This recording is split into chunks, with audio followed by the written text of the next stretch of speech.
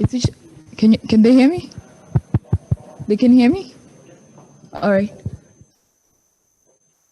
A very good morning, everyone. I'm just testing if Mr. Isaias and Mr. Abdul can hear me. Can you all hear me? Yes, I can hear you. Yes, I can hear you as well. All right, great.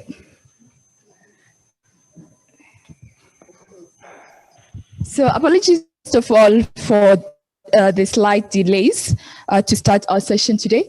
And good morning, everyone who's here to attend this session for the launch of the EAC Youth Ambassadors Report, which is the results from the youth engagement activities that we've been doing this year from July 2020 to November 2020. As we are all aware that the EAC Youth Ambassadors platform have been engaged in a series of sensitization activities and awareness activities for the to counter trafficking and illegal migration as part of engaging youth to actually bridge bridges. That's where it's a bit technical for me. To bridge bridges. Okay, just won't say it. So as we are here today, we are here to launch a report of the series of engagement that the EAC Youth Ambassadors have done within their respective nations. We've done outreach activities to different border points within the 6 partner states. Some activities have been done directly and others have been done indirectly through virtual consultations and online campaigns, etc., etc. So I won't go directly into the details of the main activities that have been done because we have to proceed with our session. Keeping in mind that most of the activities were done in line with the current situation of emergency of COVID-19 and the fact that we had to adapt to the current living situation. Just to start off, I'd like to welcome Mr. Isaias Abebe. If Mr. Isaias Abebe is online and you can hear us, he's the head of GIZ African Union Border Program. So Mr. Isaiah will be giving us his opening remarks for this particular session, and then we'll proceed to get a keynote address from Mr. David Onen, the Principal Political and Public Affairs Officer from the East African Community in Tanzania.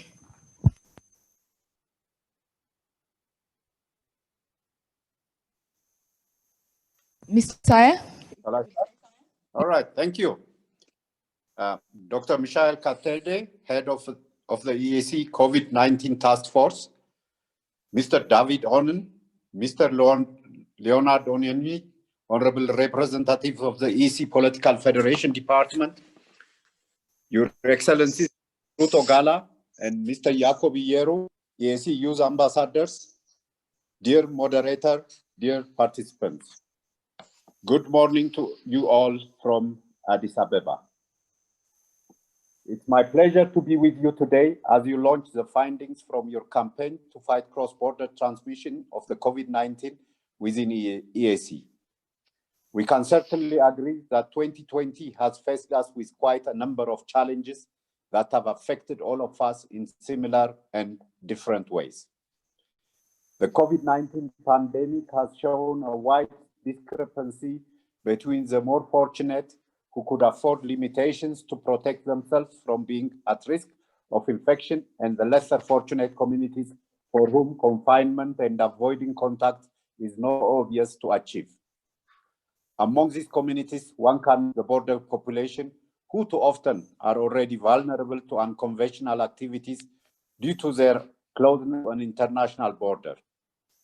During health crisis in the midst of an infectious pandemic such as COVID-19, these border communities find themselves at the forefront of cross-border movements, especially that of cross-border economic actors, which exposes them to a high risk of contracting the disease from different interactions.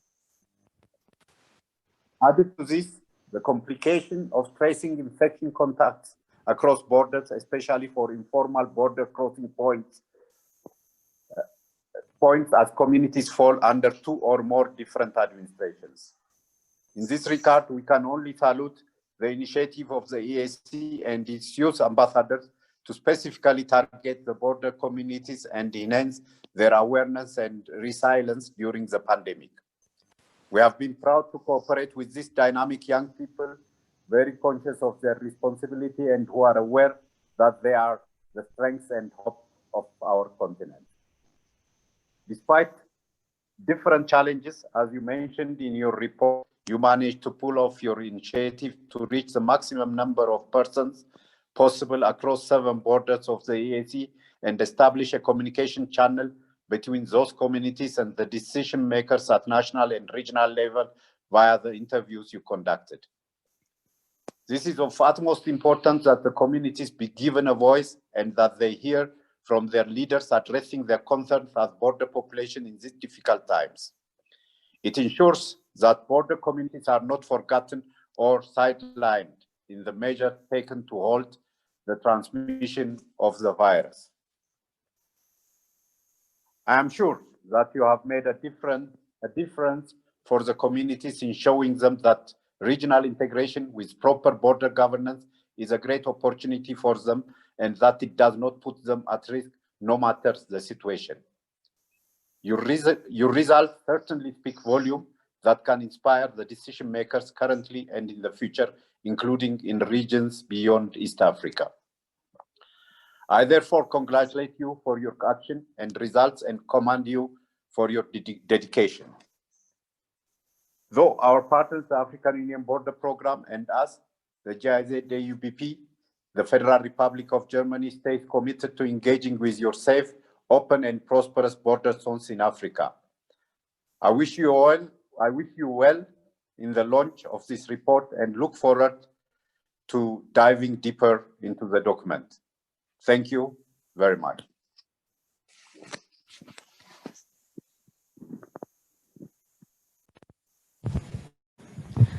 Thank you so much, Mr. GIZ AUBP. I mean, we are really grateful for all support and all the engagement, and for you to take your time to actually engage with us today in this informative session, to actually have room to share the results of our findings, but also provide a platform to further engage and see how best we can coordinate further with regard to addressing cross-border issues and transmissions within the East African community. And just to correct myself earlier, as I said, so I'm going to welcome Mr. David On, who is the Principal Political Affairs Officer that is with us today from the EAC headquarters, who's going to provide us a keynote address. And if some of you or others may wish to know, the EAC Youth Ambassadors platform sits under the Department of Political Affairs Office, where all the activities are mostly run. Thank you very much, Petrida. Good morning. Is it on? Yeah. Good morning, dear friends and young people. Our partner, Mr. GIZ AUBP, the head of GIZ African Union Border Program, and your colleague, Mamadou Abdul. I would like also to recognize our colleagues at EAC, Mr. Leonard Onyonyi, who is the head of Peace and Security Department, and our colleague, Dr. Katende, who is heading the health sector at the EAC Secretariat. Our friends, once again, the members of the EAC Youth Ambassadors Platform and our fellow and other youths. This morning, we are privileged to meet again with the young people while we celebrate and share in the work they have been doing, but specifically this time sharing the results of their work with the border communities with regards to preventing the spread of COVID-19 pandemic in the EAC region. As you may already be aware, the EAC Youth Ambassadors Program is a very significant program which has been sanctioned by the summit of the EAC with regards to advocacy for young people and as well as sensitization of the greater community and citizens of EAC on the integration agenda. And so the Youth Ambassadors Program is a very important program for both the summit, the council, and all of us in EAC. That's why we take keen interest in the Youth Ambassadors Program and platform as our entry point to the larger constituency of young people of East Africa, and work with them to ensure they streamline the work and participate in the integration processes firsthand. The Youth Ambassadors Program is a robust program which takes a lot of robust processes in the selection of the ambassadors. The ambassadors, as I said earlier, is just an entry point into the constituency of young people in East Africa. And so sometimes people think when we're talking about the youth of East Africa, we're just talking about the ambassadors.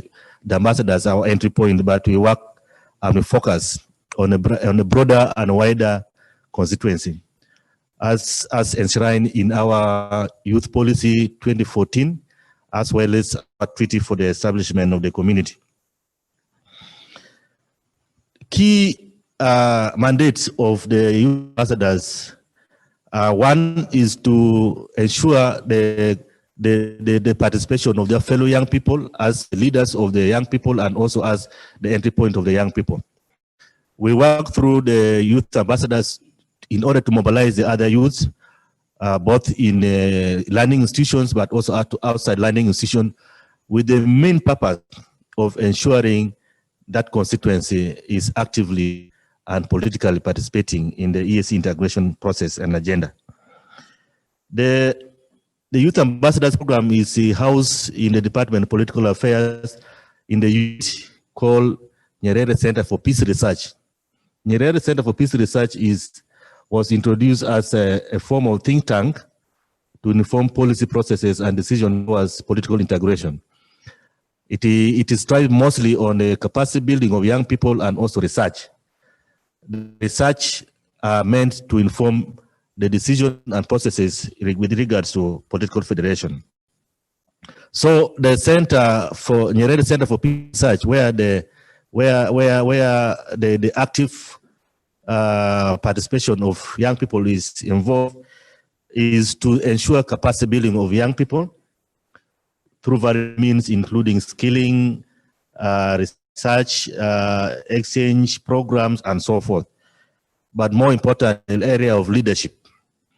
So the EAC Ambassador Program is keen on ensuring capacity building of young people in leadership so that they effectively participate and take part in the agenda of the community as leaders. The other aspect is the leadership. Of course, there are various departments and engagement of young people in EAC, but the Department of Political Affairs takes interest in the political participation of young people. It means the effective engagement with the policy making and decisions of the community with regards to political integration. So that is where the niche is for the youth ambassadors. Of course, the other programs of youth in the community to do with the social sector, to do with the business and other areas of engagement. Much as EAC Secretariat, we cherish and we would like to effectively engage the young people. We often are limited in terms of resource capacity, and other forms of incapacitation that makes it impossible to have effective and adequate youth engagement and participation. And this is the reason why we are proud to associate with the GIZ and the African Union Border Program, which has for a number of years now supported the program and the youth sensitization agreements in the partner states of EAC. And this particular engagement on prevention of cross-border spread of COVID-19 is just one of the success stories of our engagement with the GIZ African Union Border Program with regards to engaging the young people. Last year, we had engagement also with the young people on the rights of citizens across borders, and as far as the implementation of the common market of EAC is concerned. So while we celebrate this report, we at EAC, we are also looking forward to further partnership with the GIZ AUBP program and other programs of GIZ with the EAC. And therefore, we will look to a more programmatic and a more structured, institutionalized way of engagement in the future, because most of the time in the last 2 years, we have had a kind of ad hoc way of engagement. And we would like to build on those experiences and have effective and institutionalized, programmatic, structured way of engaging with the GIZ and the Youth Ambassadors Program and platform. To our young people and the youth ambassadors, we would like to congratulate them for the effective sensitization work they have been doing, and we believe there are many more things they can do that will boost the level of awareness among the citizens with regards to the cooperation arrangements with the EAC, in the EAC, and also the integration agenda. With these remarks, I would like to again thank the GIZ AUBP and our coordinators of the Youth Ambassadors Platform and the people who have made this meeting possible today, as we look forward to the launch of this report. Thank you very much.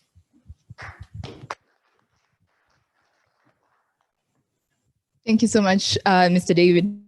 Before I proceed, I would just like to recognize the presence of Mr. Bobby Odiko, the Senior Public Relations Officer for the East African Legislative Assembly, who has joined us briefly to engage with us within our session.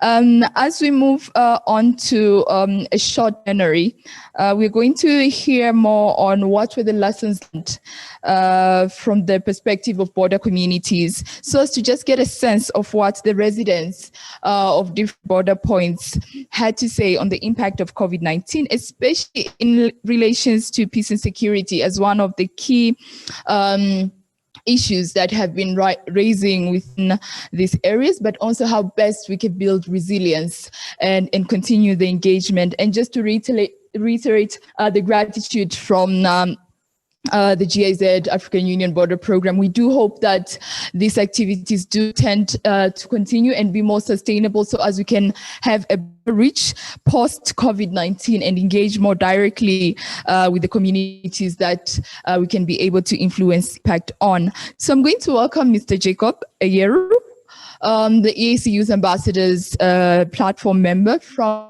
the Republic of Uganda, to just share us a glimpse of the issues that were raised and some of the lessons. Actually, he was part of the lead coordinators for these activities. So it will be great to hear from him on what came about and what should we do next.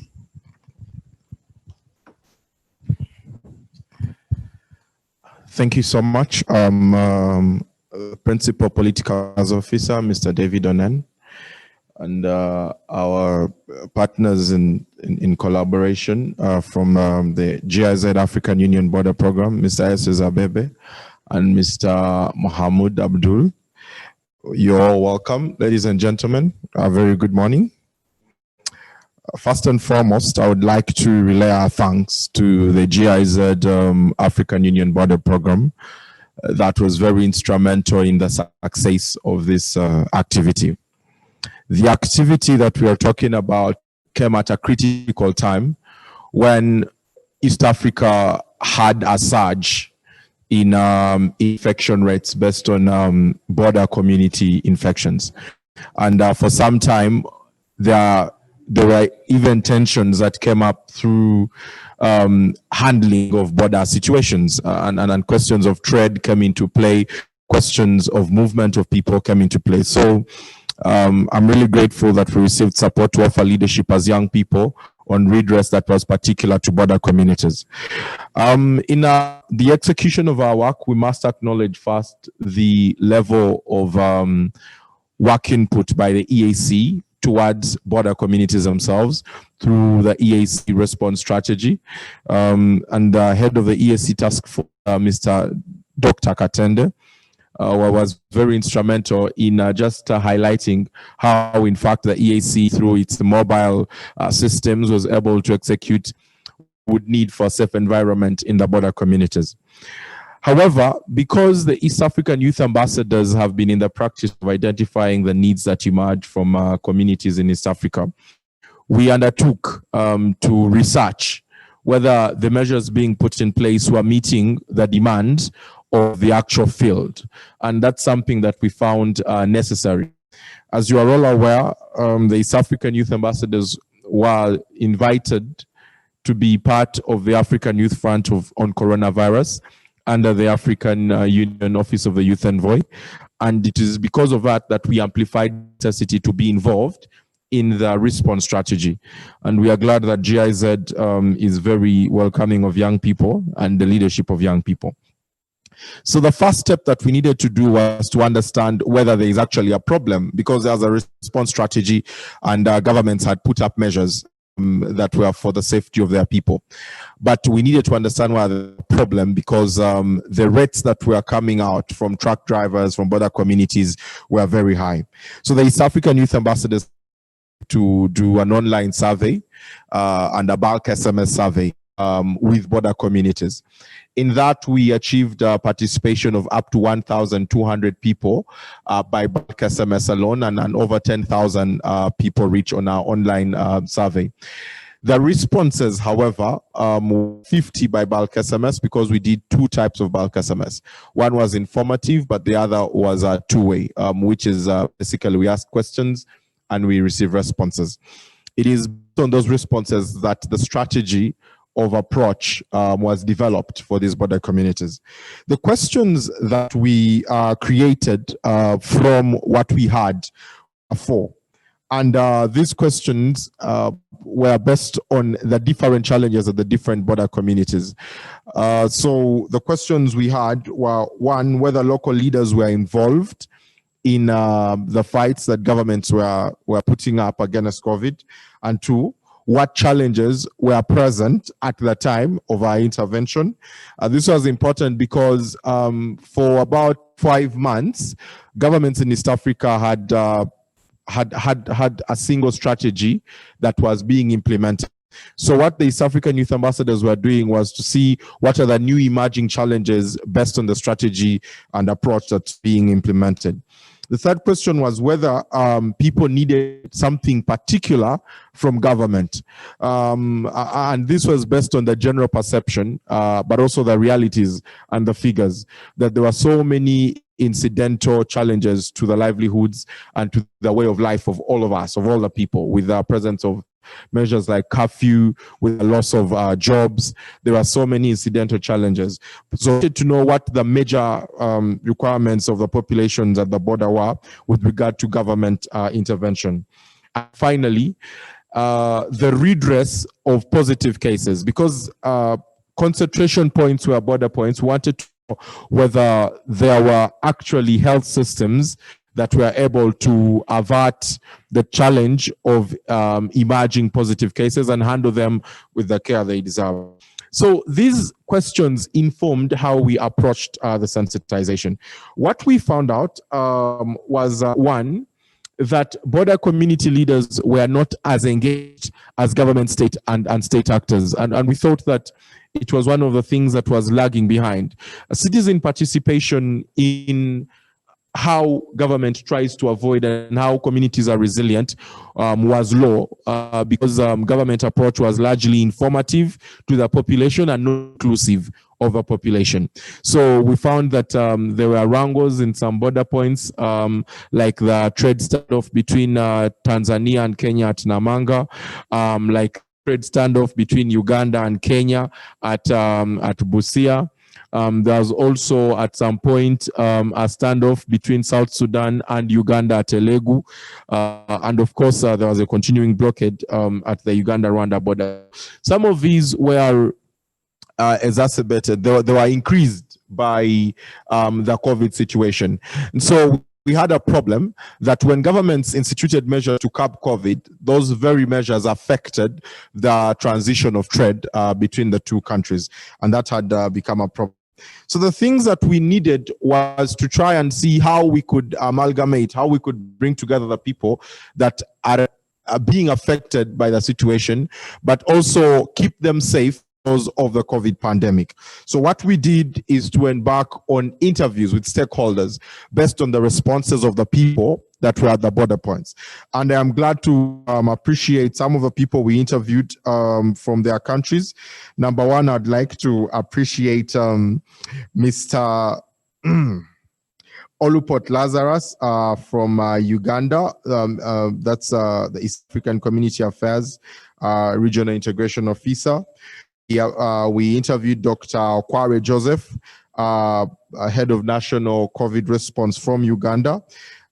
In Kenya, we also had many people we interviewed. I think that I'll allow Ruth, who is from Kenya, to have the honor of mentioning those people. Why we thought it was necessary to have interviews with state actors was because there was a disconnect between what government had prepared 5 months earlier and what's continuing in the field. And we thought that there needed to be a conversation between state actors and community leaders, as well as community persons and citizens, to benefit from emerging challenges. So the responses we received and the lessons we learned from the Republic. So I'm going to go to country by country. One, from Uganda, we realized that with slowing sensitization, because Uganda had an intense sensitization program from the initial stages. So from the slowing, there was an increasing laxity at border communities, and that laxity would end up with more community members becoming susceptible, becoming vulnerable to the spread of the virus. We realized that when there was intense radio programs and there was intense engagement, people were more involved in trying to observe the standard procedures, trying to wear their masks, and so on and so forth. We also realized that there was need to support preventive measures. While government was busy advocating for hand washing as a preventive measure and social distancing, the border points themselves and the border communities themselves did not, in most cases, have the necessary equipment to enforce this because of their vulnerability in poverty. So they did not have community hand washing facilities in many of the border points that we visited, and they did not have a government support to actually provide such hand wash facilities. So we thought that this was a lesson that we needed to learn. In Kenya, we realized that the non-harmonization of approach between countries was a big problem, both at the Uganda-Kenya border and the Kenya-Tanzania program border situation. We realized that the trade standoffs were basically as a result of the challenges of non-harmonization, that while both countries are actually implementing strategies, there's not enough communication between the national task forces of the countries. So we thought that this was something that should have been managed by the EAC task force to permit for that to be able to happen. From Rwanda, we realized that Rwanda was implementing a very resilient program in the border communities. And Rwanda was one of those countries where we found that the border communities were very engaged in terms of the response strategy. What we, however, noticed in Rwanda was that, and this was a common one, was that testing was very low in all the countries under the border points. Yet we thought that because of the concentration of the problem at border crossings, there needed to be high testing. The testing was restricted to people who are using the border, who are truck drivers, and disinfection also with truck drivers and those motions. But the interaction between those people who are moving and the border community was not resulting into testing and disinfection of the border communities. And so we thought that this challenge needed to be extended. South Sudan and Burundi had pretty much the same thing. The response at the border community for South Sudan and Burundi was adopted earlier, the moment the pandemic showed up. And we found that, one, the challenge with South Sudan one was that the implementation laxity was based on the lack of sensitization information being pronounced. So in South Sudan, we had less engagement with border communities based on radio stations, based on media. Even though there were signages at the border points, we had less engagement in media. Same goes for Burundi. We thought that there needed to be more engagement through media to the community. Since that engagement was lacking, most of these enforcement measures were not being observed by the people. Standard operating procedures where they were reminding signages at the border crossings, but there was no, sensitization follow-up. In the Republic of Tanzania, as you're all aware, Tanzania had a very different approach to the pandemic, and it looks like it's working well. So we thought that, one, the approach by Tanzania's Ministry of Health to have harmonized messages prior for different categories of people was a very good strategy. The Republic of Tanzania had, it's the only country which had arranged messages for border community, as opposed to the other countries which were reacting best on the emergence of and scenarios. For instance, Uganda and Kenya, there needed to be a standoff between truck drivers for them to handle truck drivers differently, but the measure was also good. So we thought that that was a very good strategy. Altogether, we realized a few necessities, and these we created as recommendations. The first one was that there needed to be increased screening of all border communities, not border points alone, but border communities. Those communities incidental to border trade needed to be screened and tested at amounts that are different from, internal people, because they were the ones who were most susceptible to the spread of the virus. Then two, we thought that the transmission of the pandemic was an increasing concern as countries kept on easing. So we thought that with easing travel, you intensify sensitization, you intensify measures that curb the virus spread, but did not follow through. That the countries eased travel arrangements for goods and for persons without I'd call it without an equal increase in sensitization efforts. We also thought that it was essential for member states of the East African community to have some sort of harmonization of approaches, especially at the immediate border communities. While some countries at the border communities were under curfew for a longer time, you'd find that on the other side, there's no curfew. So the interactions at some times happened illegally at night, and those created some challenges at border crossing. So we thought that harmonization in approaches to security, in approaches to trade, needed to happen at a higher level, and that approach guaranteed and that harmonization prevails for border communities. We thought there needed to be diversification of opportunities because of the loss of livelihoods for majorly young people at the border communities, since the pandemic did a lot of damage, both internal communities and border communities.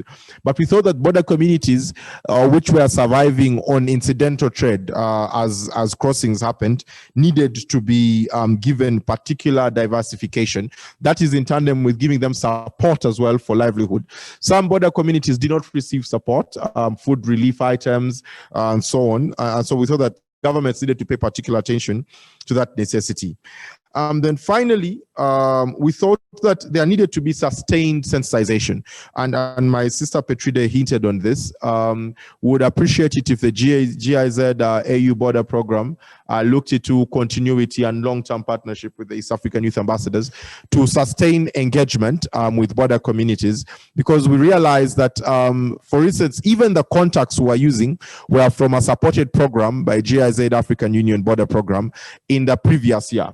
So we thought that continuing this partnership would then make it possible for us to reach more people and sustain a chain of intensifying sensitization that is necessary for the achievement of resilience at the border points.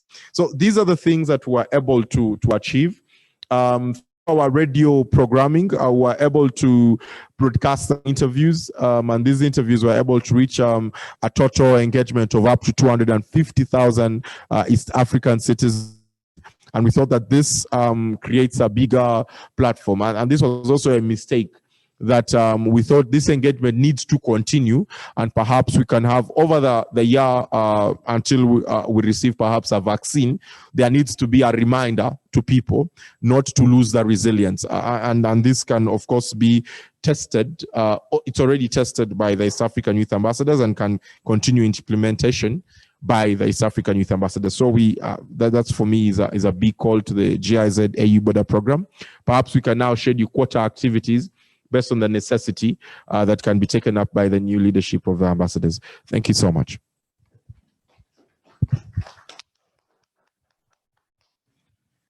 Thank you so much, Mr. Jacob. That was very informative and elaborative. And just to cement on that, I think sustainability is key and will actually define how we move forward and the next steps as young people to ensure we better integrate peace and security within our residing border communities, but also within our region, and ensure that there's a more wider and broader youth engagement across the East African community. I think in 2019, when we did the outreach actually directly to the border zones, the connecting borders, that was very much appreciated, especially when you hear directly from the community leaders themselves and government officials. So I'm just going to switch up a bit our speaking plenary speakers and welcome the GIZ AUBP unit, Mr. Muhammad Abdul, who's represented the GIZ African Union Border Program Unit, as we wait for the other plenary speakers to log in with technical issues. And he's going to share with us how best can we mitigate the impact of COVID-19 on border communities, especially within the East African community. And maybe Mr. Abdul, if you can also highlight some of better approaches to engage young people. You've already seen the work of the EAC Youth Ambassadors. I would just like to pose something a bit earlier. What can we do better, or what can we actually work on more to ensure that we have a broader impact and a broader reach, and ensure that we create that sustainability nature of the activities? Thank you. Mr. Abdul, you're welcome. Thank you so much, Mrs. Petrida. May allow me to introduce myself. I am Muhammadu Abdul. I am an advisor working for GIZ, but advising the African Union Border Program at the AUC. The African Union Border Program is located in the Conflict Prevention and Early Warning Division into the Peace and Security Department of the AUC. So regarding the questions, before coming to the question, allow me to highlight the importance of borders and border areas in the work we are doing with the African Union Commission and the REX. The border area are being investigated as a focus since 2007 by the African Union Commission. When they launched the African Union Border Program. The African Union Border Program is working on 3 components: delimitation and demarcation of African boundaries, interstate African boundaries, cross-border cooperation, and capacity building on border-related issues. And by working on these components, the border program, African Union Border Program, one has the objective of preventing conflicts and promoting regional integration and borderland developments.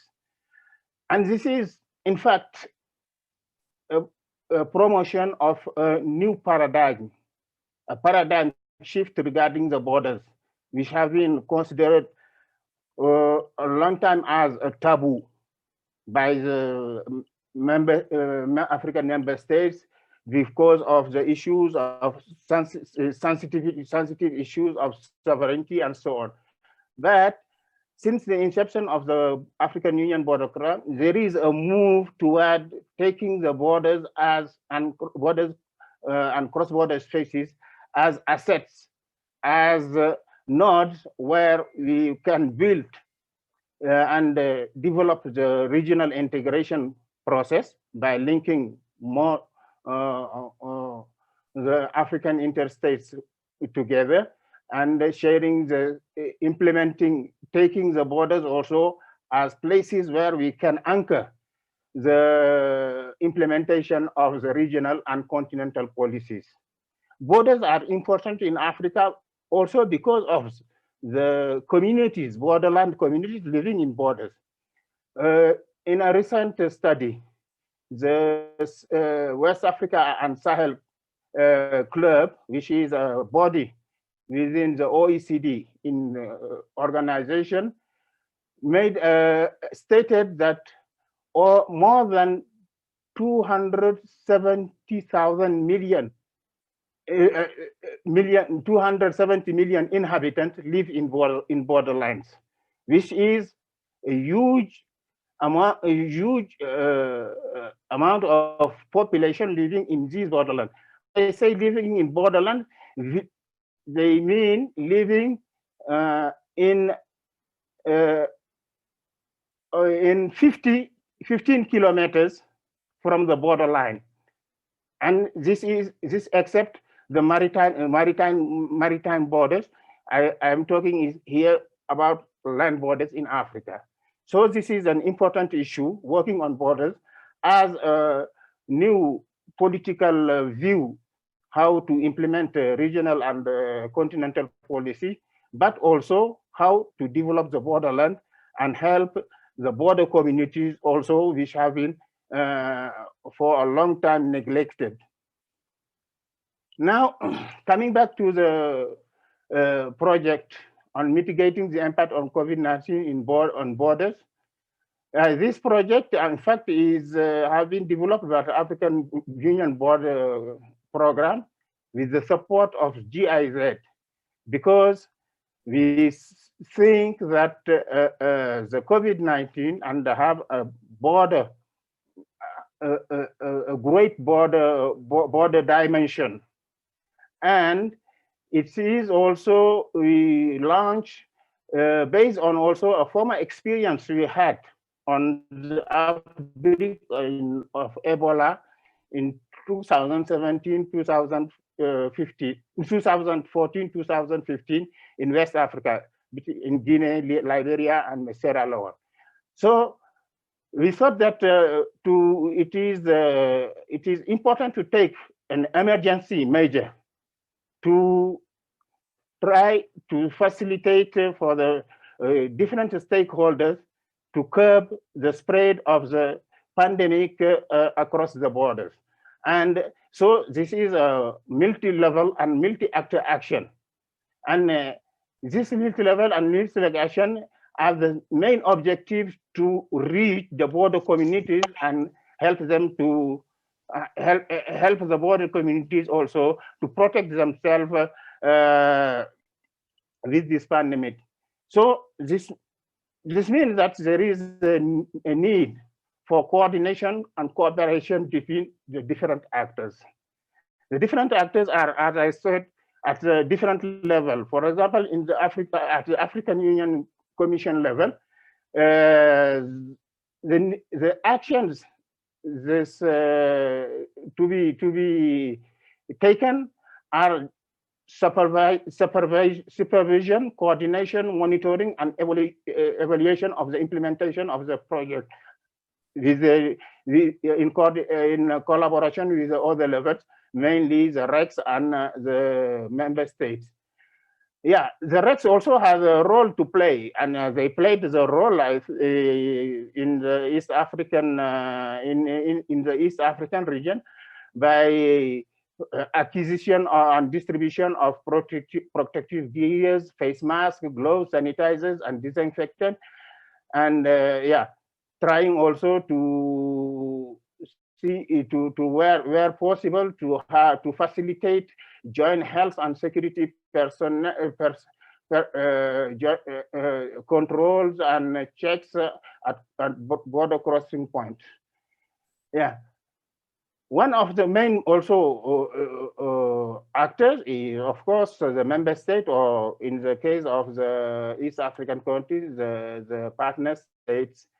They have the mandate to develop a guideline, national responses to curb the COVID-19 pandemic in the entire country, and the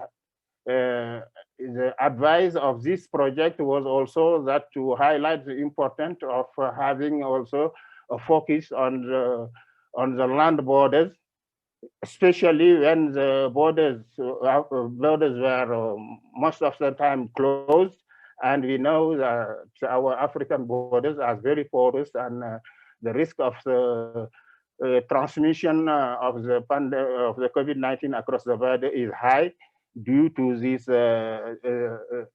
porous borders. They have also the member state to support the mobility of the authorities and health official, organizing border patrol, gathering and disseminating information on the COVID-19 and how people should, communities in the border should protect themselves from the pandemic. Yeah, one of the key aspect of the project we tried to advise the member state to do is bilateral cooperation between border authorities and border communities. I have to confess, due to the closure of these borders, this aspect have not been really fully implemented. Now coming to the civil society organizations and the youth, what are their role, what they can do? Yeah, your report shows that yeah, you already know what you have to do in this situation. You did you decided to support communities and maybe and local authorities in borderland, and you did it, I think, very well. I really appreciate the precise your report, which is clear, precise, and really very, very informative. And congratulations to you for that. You made assessments, you sensitization via different channels, radio programs, using also on social media platform and so on. I think this is a good thing that yeah, your engagement is really key to the protection of the border communities and border communities in this to curb this pandemic. Now I listened to the most of you who already intervened highlighted. I say, how can yeah, how can you coordinate better with the GIZ to deepen the engagement and the partnership in cross-border cooperation issues? Yeah, and Mr.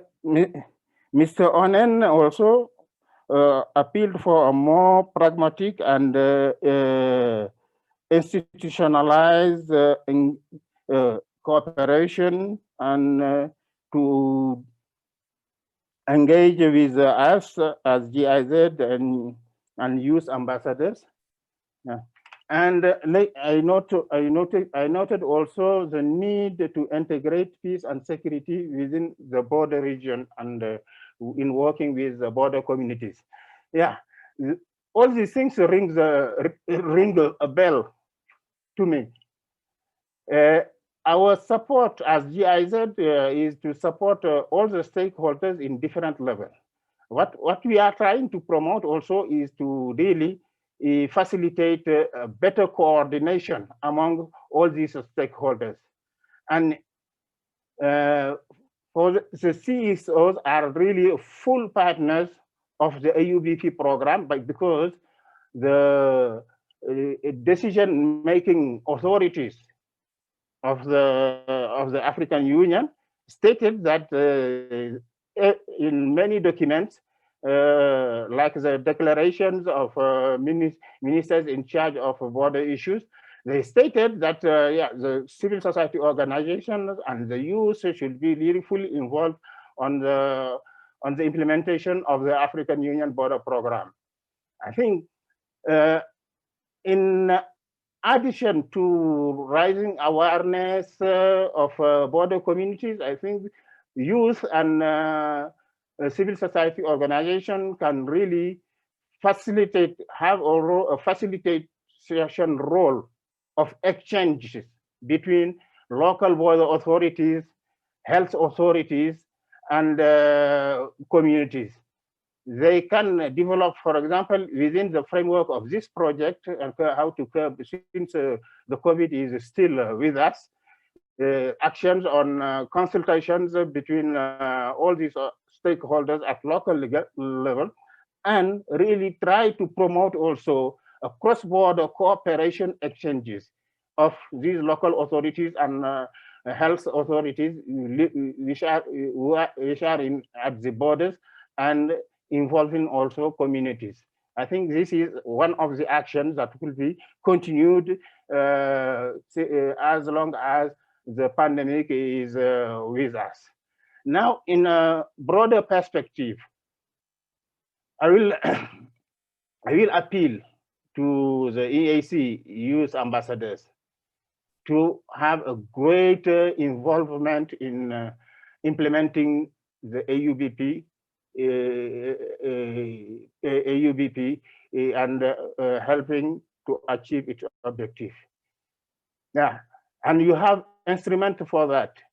You have the African Union Convention for Cross-Border Cooperation, which defines the areas, many areas in which the CSOs and youth can take charge of. You have, for example, even cultural cross-border cooperation programs, sports programs, health issues, which you are doing, promotion of peace and security, stability, and good neighborly between populations, issues related to really trade, and there are a lot of sectors in which the youth and civil society organization can bring an added value to the African Union border program. And you can also build more large networks. For example, East African Youth Associations with the West African Youth Association, with the Southern African Youth Association, and try together to have common advocacy and lobbying activities, develop, set up consultation framework, even develop joint cross-border projects and programs. And I think this is what also the youth and civil society can and should do within the framework of the African Union border program. I urge you to get in contact with the AUBP unit at the AUC program, which is the peace and security, and along with the EAC secretariat, and along with the youth advisory body in the African Union, and the youth peace and security program in peace and security department, you can achieve a lot in terms of cross-border cooperation. In fact, you already said it yourself in your report. You said, if I quote you, youth are at the forefront of advocating the ending border conflicts and promoting cross-border cooperation through joint planning, development of shared cross-border area, and to build border management capacity of member states in support of pragmatic border management and regional integration action. This is, a summary of what could be really a program on cross-border cooperation. And I urge you to push to realize it concretely. And at the end of the day, when every single member of the EAC youth ambassadors, before going to bed, ask himself or herself, what have I done today for cross-border cooperation? Thank you for your listening.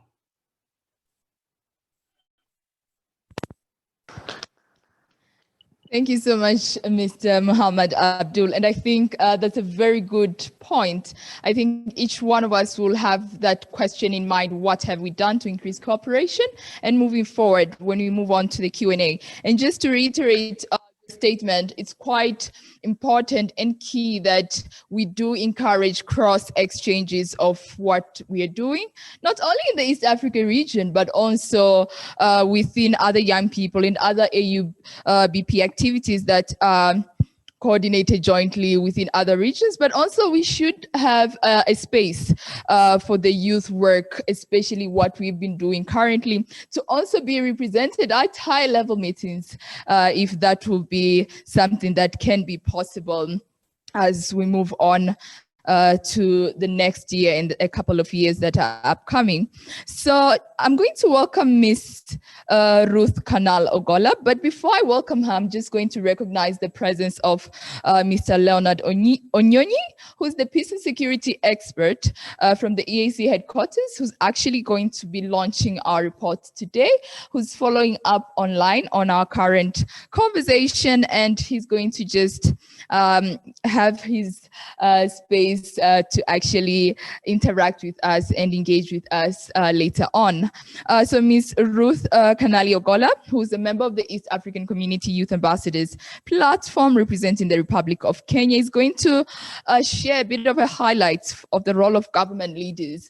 I'm aware that we've worked closely with a lot of government officials who have provided us so much support throughout our engagement, the Ministry of East African Cooperation within our respective countries, but also the Ministry of Health and various heads of task force for COVID-19, and the Ministry of Immigration and Home Affairs, including foreign affairs within our respective countries. So Ms. Ruth Kanal Ogola, could you please share with us what were the roles of the government leaders, especially your interactions with them directly within several interviews that were conducted to help curb the challenges that border communities are facing, especially within the East African region?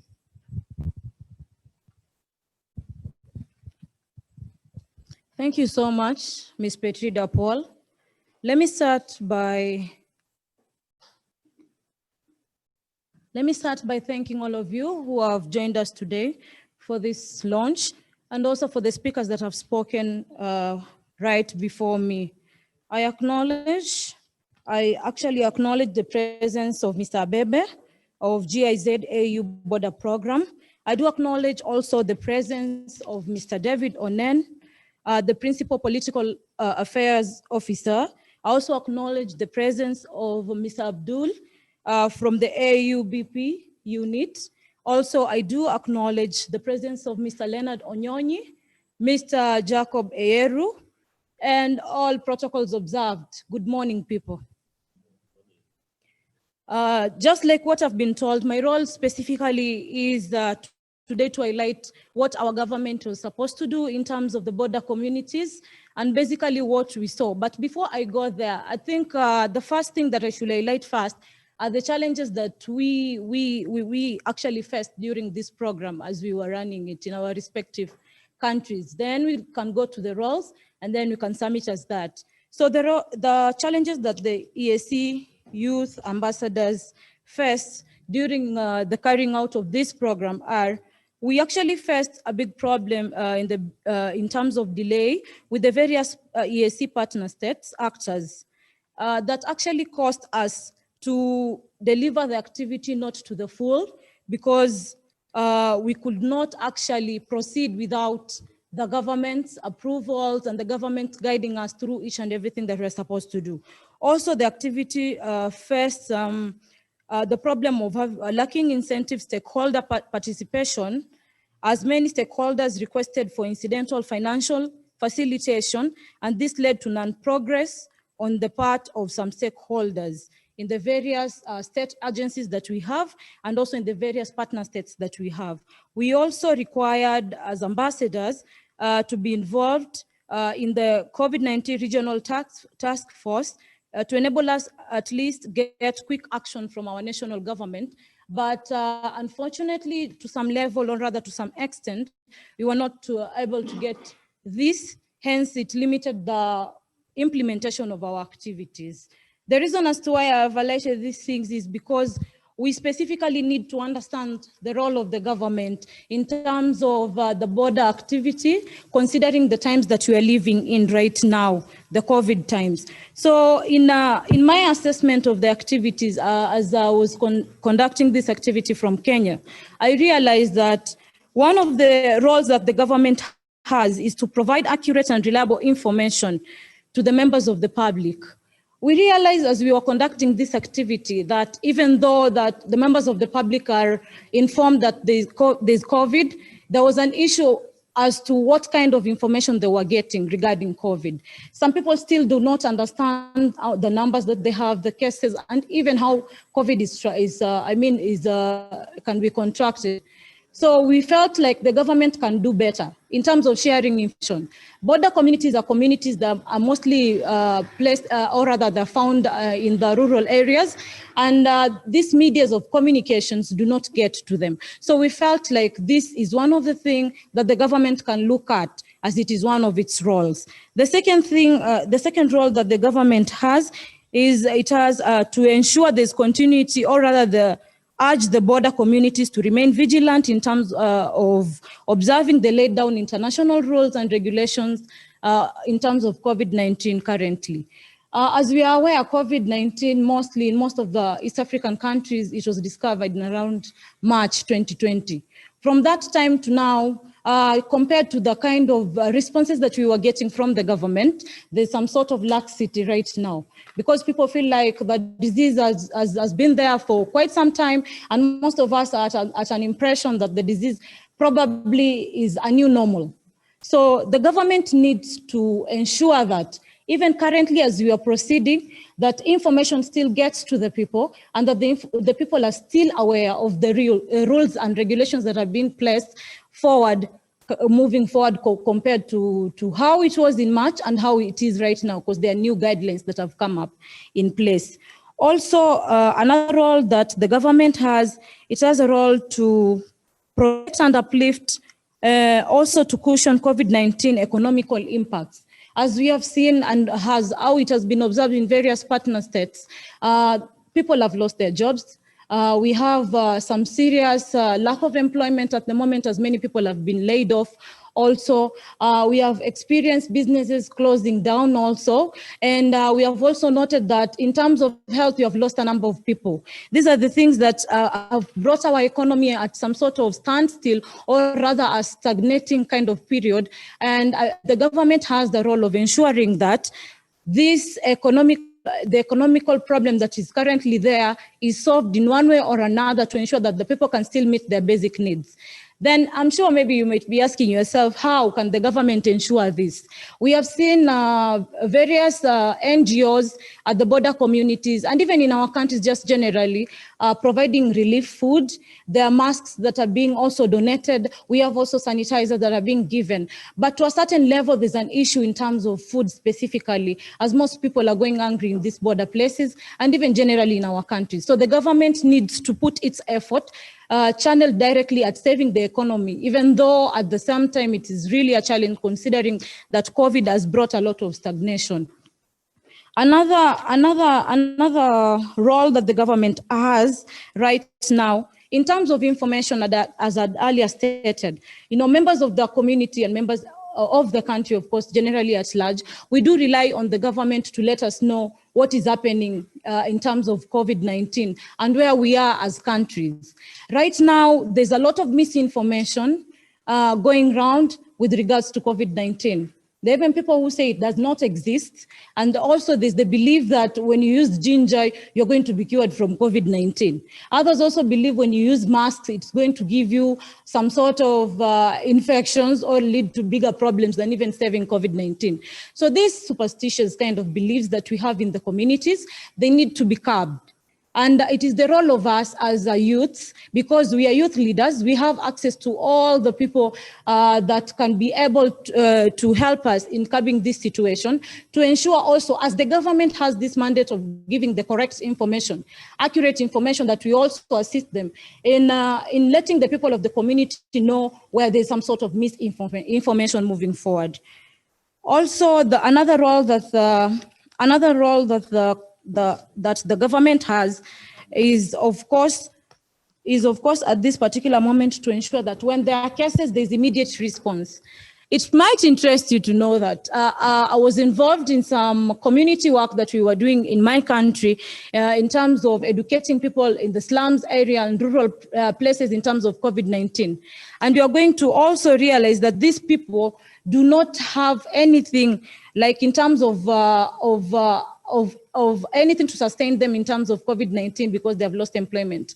And there's one thing that I saw, there was some sort of incentive that was given to people that if you help them with the hand washing stations that have been put in various places in the slums, if you help them with the hand washing and taking surveys as youth, you can earn some money for basic needs. These are the kind of initiatives that I feel like we should embrace. We should actually advocate for them, because at the same time as we are spreading the COVID-19 agenda as youths, there should be ways in which the people of the community get incentives to enable them to survive at the same time. And I would say generally that there's also the issue, another problem that we have currently is that there seems to be some sort of misinformation, or rather a breakdown of communication between state agencies, NGOs, health officers who work around the border communities. What can we do about it as youths? Of course, the government's role is going to be to try and merge up this kind of disconnect between these people, because they are crucial in terms of delivering and ensuring that we don't have further spread of COVID-19 and that we mitigate the factors that are already there. As youths also, we can challenge ourselves to assist them in terms of ensuring that we are always available, reachable in terms of advocacy and in terms of what we can do to ensure that we move forward as countries, because we don't know how long COVID-19 is going to be with us. And then one of the major things that we got when we were carrying out the interviews, especially in Kenya, and I've also noticed the same based on the report in the various other countries in the partner states, is that there's a clear need for there to be a sensitization program at the border communities. Let us look at it from an angle of peer-to-peer campaigns, peer-to-peer COVID-19 campaigns carried out by youth. Of course, we have already started that through whatever we have done, the bulk SMS, the radio spots, and up to now. But there's still need for us to look at it from an angle of physical peer-to-peer campaigns, sensitization. As I am so happy that I've had Mr. Abdul from GIZ also giving us some sort of leeway in terms of what we can do and guaranteeing us that we can get support as EAC youth ambassadors in terms of continuing with this kind of activities. So it's up to us to also assist the government with these roles based on the challenges that I've already stated and based on the roles that we know that already exist, so that we ensure that the government is aware of the challenges that we have and that we find ways of moving forward in terms of assisting the government so that maximum impact can be achieved. So with that said, there are special people that I would like to recognize from Kenya with regards to the implementation of this activity. I'm glad to state to you today that at least Kenya, we were able to complete the activities because of the support that we got from the ministry. So the very first person that I would like to acknowledge is Mr. Chege from the Ministry of EAC. He's actually the officer who is in charge of the EAC Youth Ambassadors Border Program. He has been a great guide to us. He has been guiding us in every step, and whatever challenges we have been getting, he has been trying to assist us. So thank you so much, Mr. Chege, for that. We actually look forward to working with you moving forward. And then also I would like to acknowledge Mr. Juma Wakungu. Mr. Juma Wakungu is the Deputy Director, Regional Integration. Mr. Juma Wakungu has been very helpful, especially with radio sports interviews. He's the one who recommended who exactly would be the right people for us to interview so that we can give the community the kind of feedback that is required. So we are really grateful to you, Mr. Juma Wakungu, and we really look forward to working with you also moving forward. We also, I would also like to acknowledge Mr. Otieno Baraza. He's the Assistant Director from the Ministry of EAC and Regional Development. He has also offered the same kind of assistance to us each and every time that we needed that kind of assistance in implementation of the activity. And then we have Mr. Samuel Mwangi. Mr. Samuel Mwangi is the Acting Director of Social Affairs from the Ministry of EAC. He's one of the people actually that we interviewed. And I'm so glad that he could spare time from his busy schedule to actually avail himself for the interview. So we are really grateful to you, sir. And we do hope that we can engage with you moving forward. Also, lastly, I would like to acknowledge Miss Grace Njeri Ntere. Yeah, she's my colleague. We have been conducting this activity with her in Kenya. Miss Ntere is from the East Africa Youth Ambassadors Platform. She has been of great help, especially with finalizing of the interviews, considering I wasn't available for that. So thank you all. And I really hope and wish that we can engage further because there's still a lot that we can do based on this report as the East Africa Youth Ambassadors. And I do know that we are available. All we need is the resources, and we also need to be assisted in terms of guidance by the GIZ, of course, and also from our senior here, from the political affairs. So we really look forward to continue working with you even next year in the border activity. Thank you all. Okay, thank you so much, Ruth, for your explanation about what was taking place during the interview in Kenya. My name is Kamara Dixon. I'll be moderating the second session, and now we are going to open the floor for fellow members, young people from East Africa Community Youth Ambassadors Platform, but also our fellow who join us today in the morning through URED Summit. So if you have a question, please, you can raise your hand and we'll come to give you a mic, please.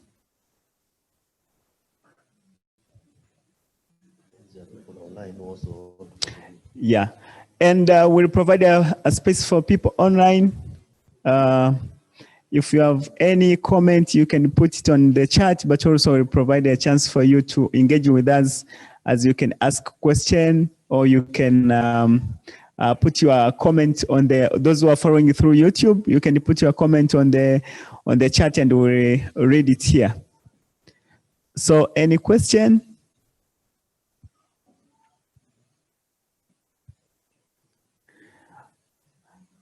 Fellow young people, are we together?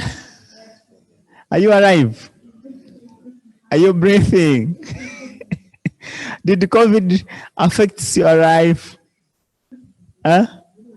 Okay, so yeah, now.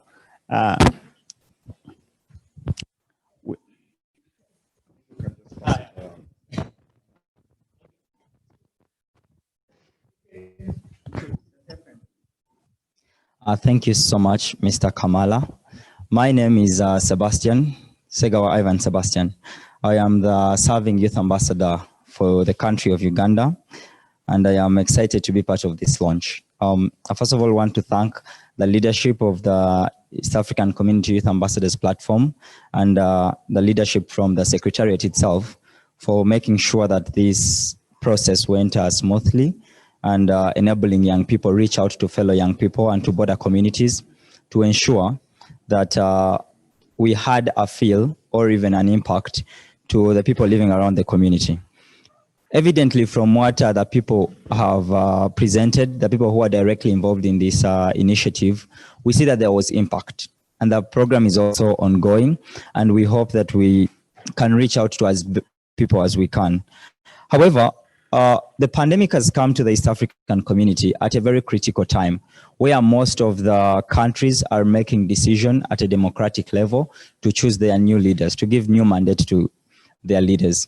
And as young leaders, as young ambassadors in the community, we see that there is an opportunity there to assess the impact of this pandemic and its effect on people's reaction towards election.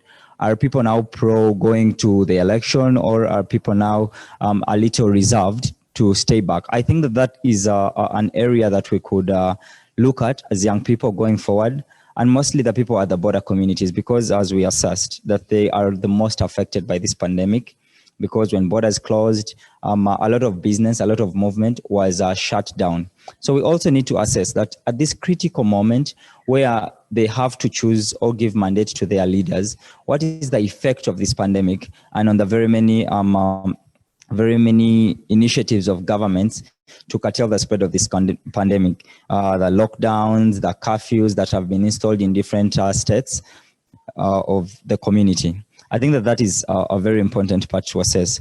Otherwise, we are happy as youth leaders, as ambassadors, for first of all, the government actors and for the leadership on our side for making sure that this program was a success.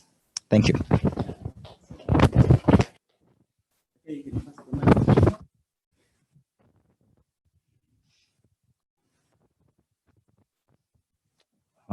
Thank you. My name is Juma Emmanuel Erasi, Deputy Youth Ambassador to Tanzania. I have a question, but it's directed to everyone who will be able to respond to it. It strikes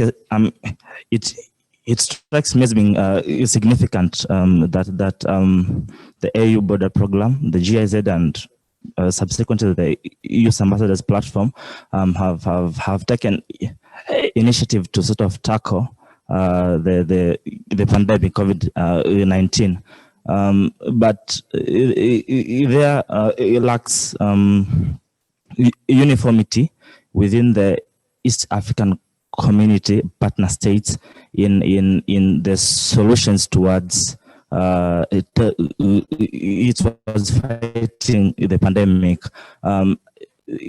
In some past months, Kenya, Uganda, Rwanda, and South Sudan heads of states had a meeting on the solutions towards tackling COVID-19 with exclusion of Burundi and Tanzania. Like there were no representatives, and there are no sort of direct response to why Tanzania and Burundi had different measures to tackle COVID-19 as equated to the other states that met to have specific solutions as a bloc. How do we address that? Has the EAC sort of failed to have uniformity in tackling the same, or what else? Thank you. I have a concern. First to introduce myself, I'm Elias Odhiambo, the current serving EAC Youth Ambassador, Kenya. The report is, in my opinion, indicative in nature of the issues that arose at the borders, especially concerning youth. But going forward, in my opinion, it's high time we provide incentives or solutions, because pandemic brought a lot of inventions within the borders. There are a lot of youth, so many youths have come up with very innovative ideas on how to deal with issues and how to create where to wash your hands or somewhere, so on and so forth. There are so many entrepreneurial ideas that youths came up. So in the next initiatives with the GIZ and any other partners, ambassadors, I think it's high time now we concern our activities with how best can we improve the already existing innovations done by the youths at the borders, in as much as we are going to to tell them about the pandemic and how best it can be prevented. We must also focus on empowering them and giving incentives to their already innovative ideas, which mostly have come up after.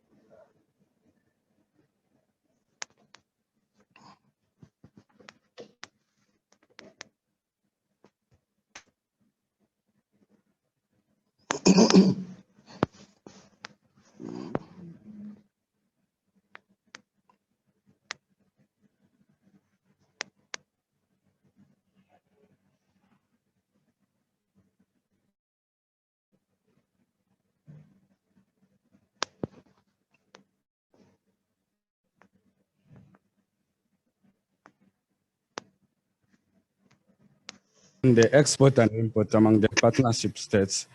On this stage, most of the countries and the traders, mostly the small traders, they export by taking their veggies to different country and they track maybe veggies to Kenya.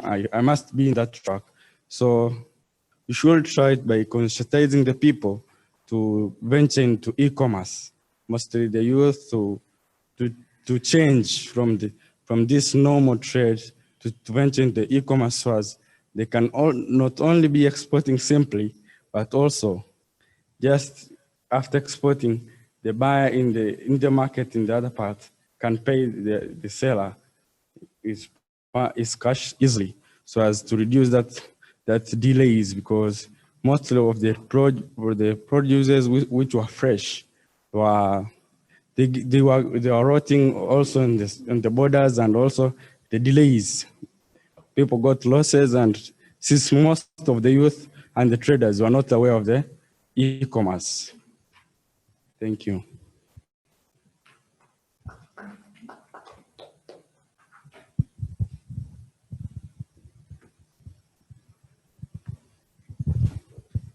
Thank you very much. Good morning, everyone.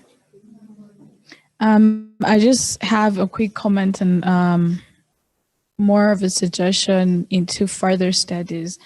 One of the things that I have noticed during this COVID-19 period, especially in lockdowns, we have had an emergence of a lot of gender-based violence in households and increased in pregnancies.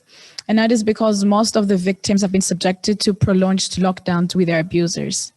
And without direct means of contact, because there have been centers that were designed, especially in Rwanda, for those that are aware, we had health centers that were dedicated specifically for these problems, especially household abuse.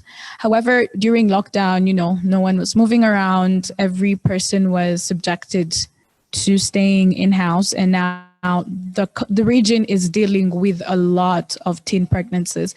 And I'm suggesting that further studies into the effects of COVID-19 on the region would be to study further how these teenagers are dealing with, these effects of home abuse, as well as finding ways of reinstating them back into the education processes, because this is something that they end up either stopping completely or lagging behind.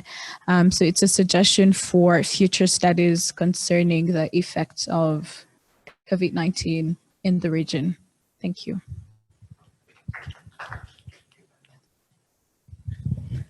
Thank you, Clem.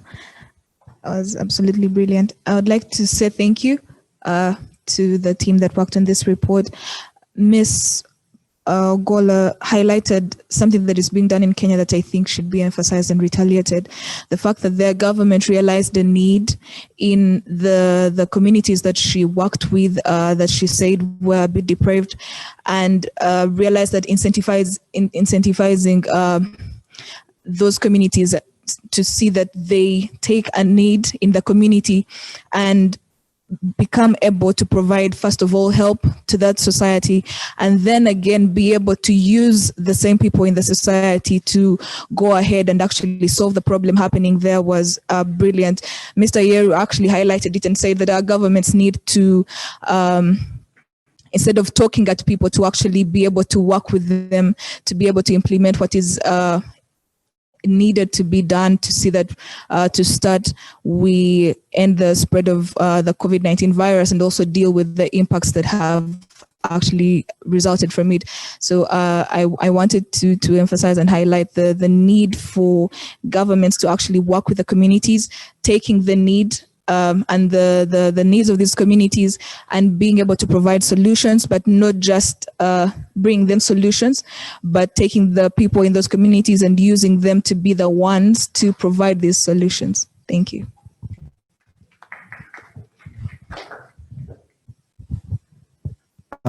Thanks, members of the panel. And I can say the great thanks is to the team team that have prepared the report, the East Africa Youth Ambassadors, and the partners at large. My name is Juma Habibu Mbwambo from Tanzania. I'm a lawyer by professional and currently pursuing my master's degree at Tumaini University Makumira, located here in Arusha. My contribution is to the necessity of learning from what happened and what is happening during this COVID-19 period. I know we have witnessed the departure on decision-making, specifically on the members of the summit, who is the head of the states in the EAC countries, our member states.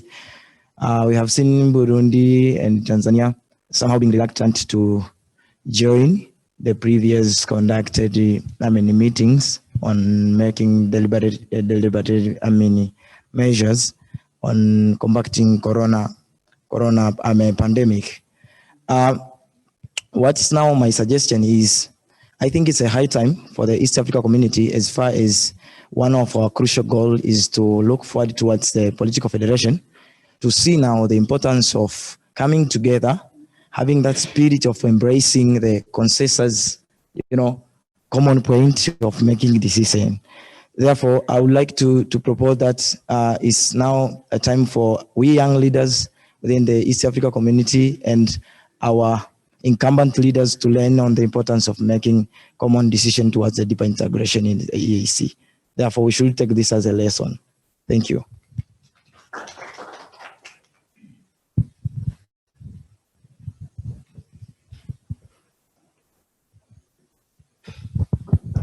Okay, thank you so much for everyone who was asking a question. And in the previous, I thought I have not anyone who is still surviving.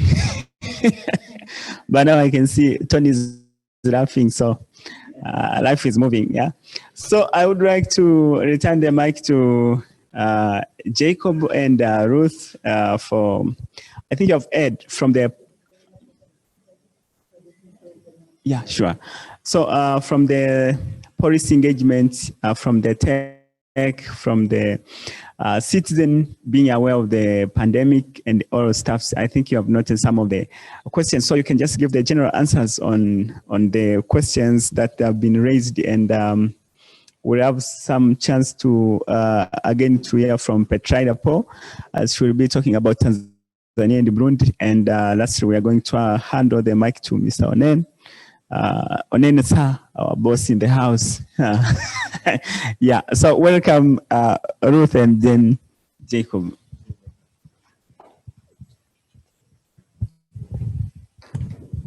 Thank you so much, Kamala.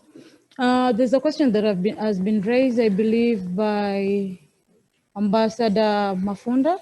It was on the concern basically on the loss of employment, or rather the youth lacking 19. So here's the thing. My take on this is simple, because I am of the thought that if we call upon the government to assist us to get employment, it has been a call that has been going on for so long. And there's a high likelihood that they cannot help all of us get employment, or rather the youths in our various partner states to get to wherever. So my challenge goes to each and every youth. It's upon us to look for those areas that we feel like they are not yet tapped, and we find side hustles in terms of ensuring that we don't just rely on permanent paying jobs for us to be sustained. Because currently, if you see what has been happening, the people who have been laid off are people who are in permanent employment, right? I am one of the people who was laid off. I was actually laid off in May. I was laid off in May because courts in Kenya, of course, they're not operating as they're supposed to be operating because of COVID. We only have few matters that are sensitive, that are ongoing through virtual sessions. So of course, you see clients are not paying, and that is an issue. So being laid off happens. But again, as a youth, how do you survive then? Fine. You are laid off in May. What do you do? What are the other things that you do to sustain yourselves? There are areas that you have not tapped on. There are areas in terms of, let me give an example. I know getting personal employment in terms of entrepreneurship is tough, because you'd say, I need capital, I don't have this, I don't know what to do. But there are online jobs that are there every day, and there are so many platforms. Let me give examples also. We have Upwork, there's freelancing.com. We have, these are international, like there are websites that are found in all partner states. So in those jobs, in those online platforms, what do you find? You find online writing, you find freelancing, transcriptions, and many other things. So let us just not be at a level where we are at a government's mercy, that we are at a government's mercy, or we are at the mercy of our private employers, that if they do not pay us, we cannot sustain ourselves. But let us go out of our way. We put the pride down, and then we find ways of surviving. So my challenge would be that. But in the meantime, what I've noticed the government is doing, like I've told you in Kenya, we have those initiatives. Do you actually know if you have such initiatives in your country? Have you maybe taken time to find out if there are kind of initiatives set by the government that you can earn from and survive? So, because I know maybe some of you are not aware. So take it upon yourself to find out this kind of initiatives and activities, be up to speed with the kind of information that is being relayed, and ensure that you know the opportunities when they arise. And then be vigilant, be committed, be dedicated. At the end of the day, it's our life. We cannot just put it upon the government to help us. That would be my take on that as at now. Thank you. Thank you so much, Ruth. I think that I'd like to touch on 4 critical concerns. The first, and I agree with Clement, that there needs to be further research in areas that are generally affected by young people. And perhaps the leadership of the East African Youth Ambassadors should take this up to look at possible areas of engagement and research with the requisite partners. So for instance, all these issues that are in the public domain based on research and facts can be causes and causes of action, like gender-based violence and others. There's also the claim that we needed to look at e-commerce. And I think that is good. The growth of e-commerce is a necessity. In fact, it's enshrined in one of the necessities of the success of the community is a facilitation of bigger e-commerce using the customs union and the common market. So we want to agree with that. However, when it comes to the approaches regarding border interactions, e-commerce does not solve that, because e-commerce provides for the transaction. It does not provide for the motion of the goods and services.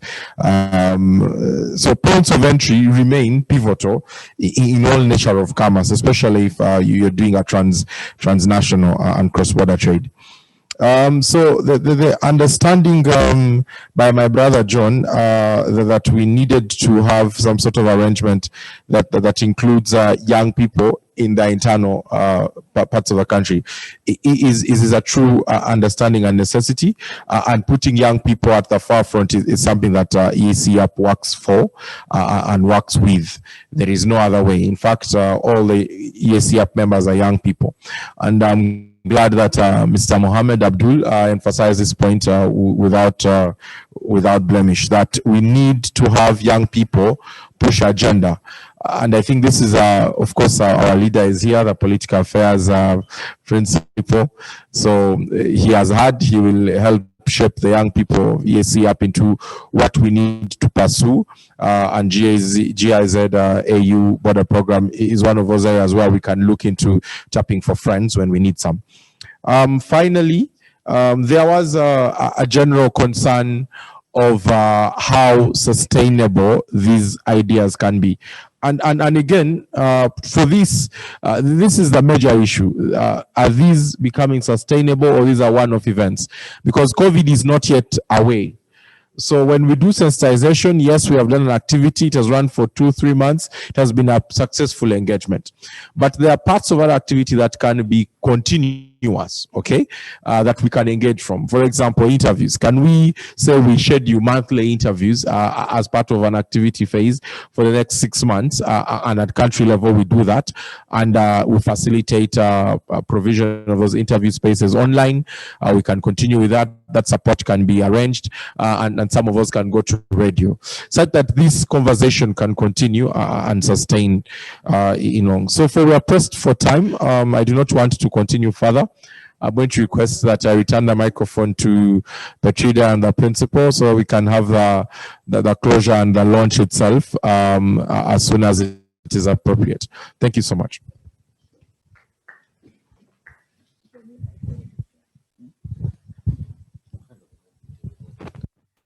Thank you so much, Kamala, and all the previous plenary speakers. So I'm just going to highlight a bit on the engagement and the issues that we got from the Republics of Burundi, South Sudan, and the United Republic of Tanzania.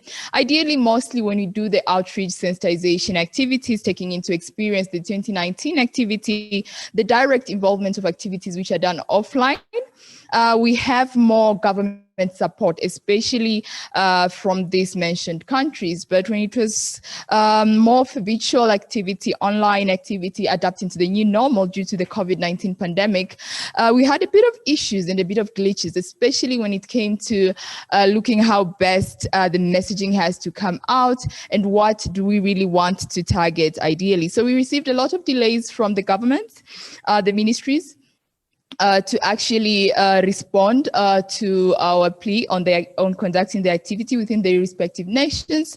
But also, I think there was a lot of bureaucracy around how are we disseminating the information and looking at the fact that the COVID-19 pandemic is not only a health issue, but it's also a political issue. So that's something that we have taken into account. But nevertheless, we did manage to implement the activities online and actually get the engagement of young people. But I think this is a key point to take on moving forward is due to the previous experience of conducting activities offline.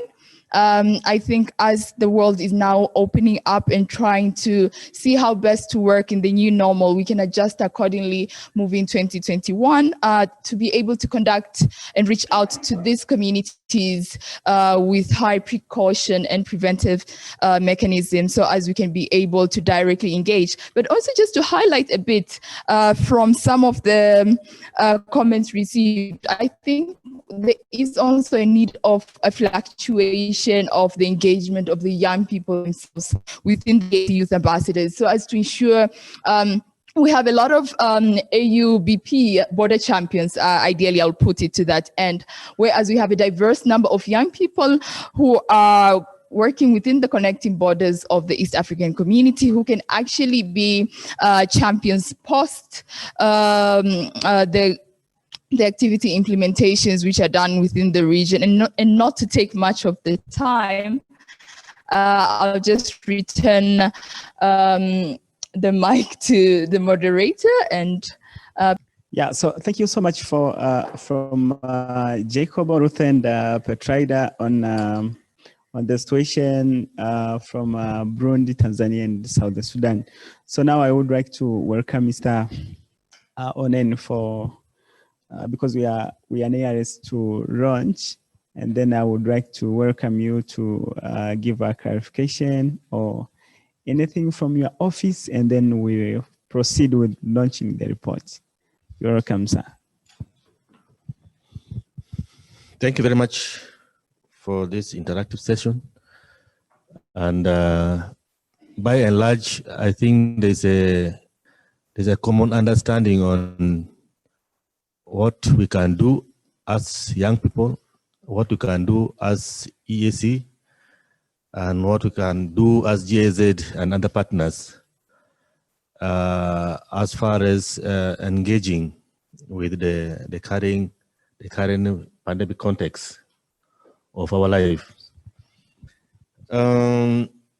Starting with some of the issues which were raised here, I think I can respond generally because they seem to be similar on issues of how else to engage on issues on what to engage in and other challenges that can also be responded to.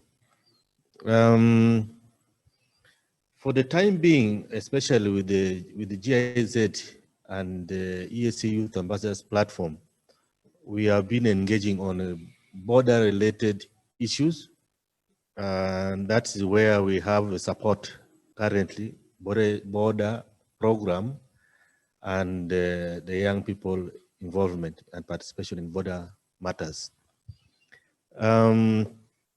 If you remember well, the current ambassadors, the theme of your essay was to do with the border, not so. That event was also supported by GIZ, and later you had sensitization at border points, border communities. That was also supported by GIZ, and now this one, whose report we're about to launch, was also supported by GIZ related to the responses to COVID-19 and the impact on the border communities. The number of engagements which you can have, currently we are, as EAC, we are looking forward to engaging young people on the issues of cross-border security matters. And although we don't have yet a substantive framework for this engagement, I think in the informal way, we can still undertake to engage with these processes. I heard Mr. Abdul also talking about engagement in the peace and security matters across borders. We have a robust program at EAC to do with the cross-border security issues. And going by the theme of African Union this year, of Silence the Gun, the youth are also supposed to be the peace builders and the peace ambassadors, and so get engaged in cross-border related security issues. So those are opportunities, those are areas we are beginning to engage, not very far from now, but to add the program with the borders. I think we still have a long time to work with the GIZ African Union Border Program to engage young people. We also have the intentions and plans to expand, just as Mr. Abdul was saying. How far can we go outside EAC? With our partnership with ULEAD and TCDC, we want to expand our engagement area to SADC to begin with, and perhaps we shall go further to engage with other youth arrangements and youth forum in other regions like the ECOWAS. So, and you know, for EAC, SADC is just next door here.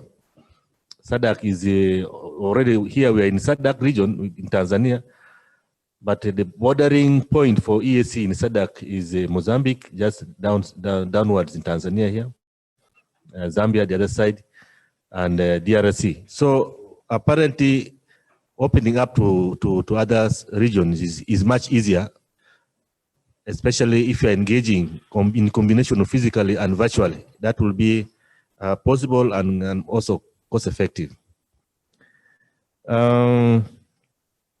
There are many other areas where youth think they should be engaging in as far as response to COVID is concerned. But those are matters which need to be put to table, and we see under what arrangement and with who, which collaboration can that be undertaken. Because we can do much, but also we can do much more with other people. So those are things which need to be reflected on. There was a question of the EAC as a bloc, how it has responded to COVID-19.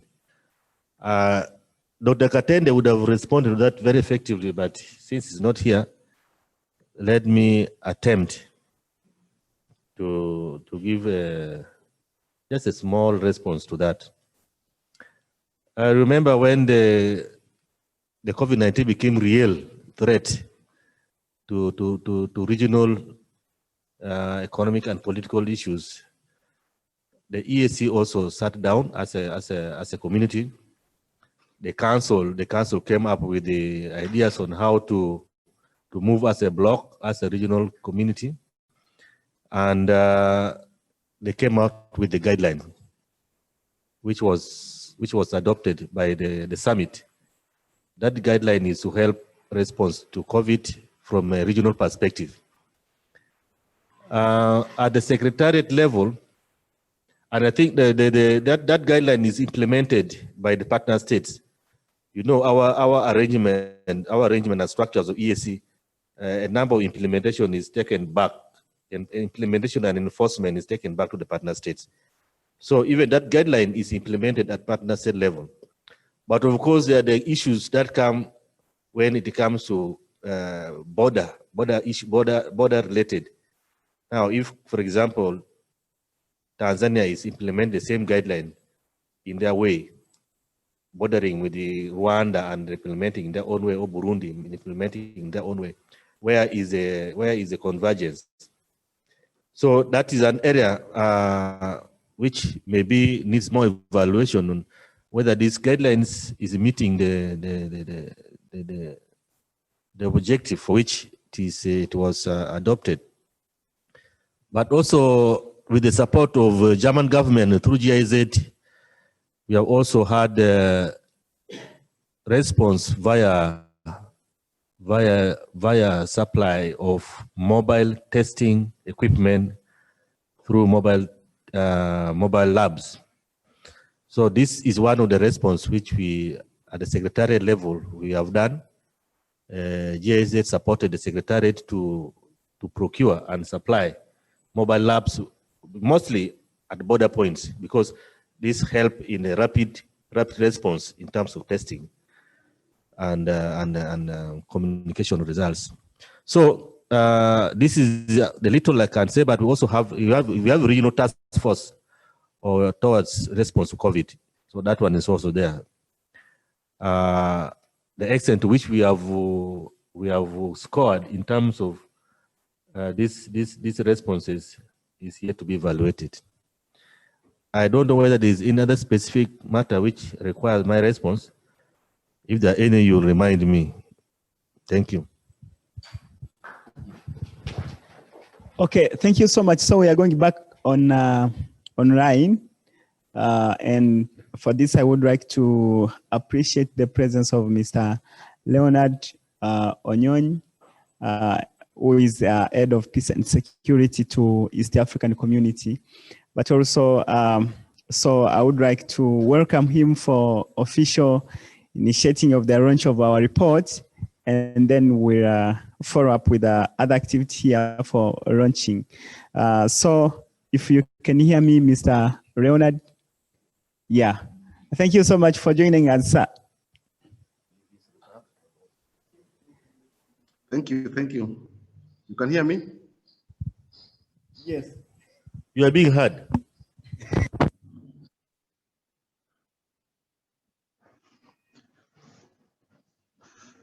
You can hear me?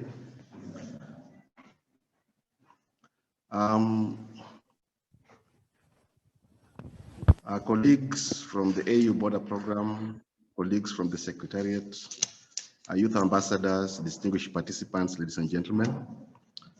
Well, I thank you for setting aside time for this very important activity. I want to thank GIZ AU Border Program for supporting the noble initiative by the youth. I want to thank my colleague David of the Peace Political Affairs Department that has ensured the youth ambassadors participate in wide aspects of integration. We remain very proud of the youth ambassadors as they remain an important beacon to the integration process. As integration deepens, we continue meeting challenges which must be addressed to retain the integration spirit. COVID-19 has presented a new challenge and our commitment to keep the integration train on track in adversity. It has also tested our commitment to keeping together. The awareness initiative which the youth ambassadors took was great and targeted. The most vulnerable and those heavily impacted by cross-border measures are taken by states towards containing the COVID pandemic. I have carefully listened to lessons that have been derived, and I believe we can build on this to institutionalize such initiatives and extend them beyond the pandemic. As I've said before, moving interventions from conference rooms to the field is critical for impact with respect to what the youth can do. In launching this report, I would wish to believe that our partners will support us in its dissemination through production of simplified and abridged versions targeting other segments of society in languages that are responsive to their specific needs, like Swahili, French, Kirundi, Kinyarwanda, for the purpose of reaching as many people as possible. I would also wish to believe that the ambassadors will maintain touch with the communities that they have worked with to the extent that we can also continue working towards integrating the other border initiatives within that particular context. Ladies and gentlemen, I would have wished to be with you for longer, but I have an engagement which is starting in a few minutes' time. And with that, I would wish to formally launch the report. Thank you very much. So thank you so much. So now we are just going to handle. Can we raise, please, as we handle the reports? Yeah. So you will just officiate. Yeah, he has officiated, but also, yeah. Yeah. So what shall we say? So we launch. You need to send them one so that we can take pictures. And yeah. So it is one. Can you hold yours and make sure it is properly visible?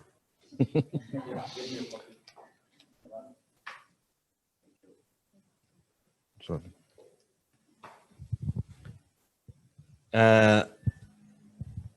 Dear members, officially my colleague Mr. Onyonyi has launched, but I'm just using my hands for his hand because he cannot hold the books from the report from there. I'm holding for him just to extend the physical launch. But this report on the results from youth engagement with the border communities on the fight against cross-border transmission of COVID-19 in the East Africa community is officially launched, and we encourage everybody to have an insight into the report content so that it can help us to move forward with the response and measures against fighting the transmission. Thank you very much.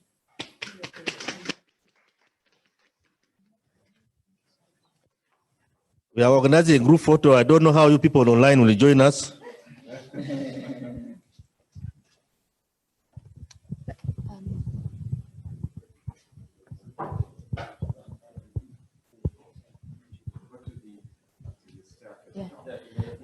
So to our dear plenaries who are online, so we're going to have a group photo, but it's going to be outside on the stairs of the EAC emblem. So unfortunately, you're going to miss out, but thank you so much for engaging with us, and we look forward to share and circulate the report widely within our published networks so that we can release you to your other commitments within the day. Thank you so much. Thank you. Thank you, and bye. Good luck.